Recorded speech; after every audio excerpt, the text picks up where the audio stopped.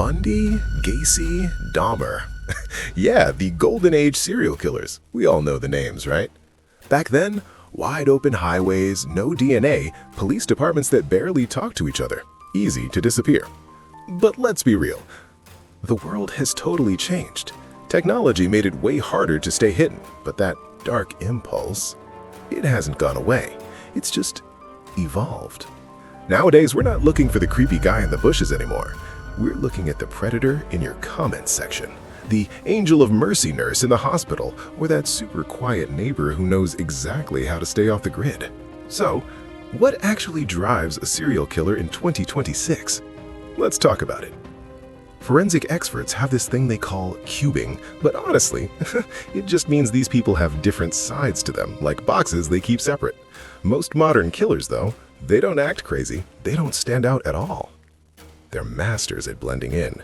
It's this new psychological profile called the dark tetrad: extreme ego, total manipulation, and zero conscience. Chilling. And in our huge, crowded cities, they hide in plain sight. Softly, most of us don't even know our neighbors anymore, you know? Perfect cover. The hunting ground has completely moved. Back in the 70s, hitchhikers, dark alleys. Today, whoosh, it's all a line. They do this thing called victim culling, basically window shopping on social media. They scroll your posts, see your routine, your favorite coffee shop, where you live, and everything. Super calculated, way more planned than the old days. And here's the really scary part. Some of them are celebrity seekers. With all this true crime boom, they don't just want power, they want fame. They want the Netflix doc. To them, the crime is just content. Infamy is the prize. Crazy, right? We can't ignore the science, though. You've heard it. Genetics loads the gun, environment pulls the trigger. We still see the red flags, hurting animals, all that, but now we know trauma actually rewires the brain. A lot of these people came from serious neglect, abuse. It stunts their emotional growth. It's not always that they're choosing to be evil. Their brains literally never learned empathy. They get stuck in this fantasy world where they're in total control. When real life doesn't match the fantasies, they lash out to make it real.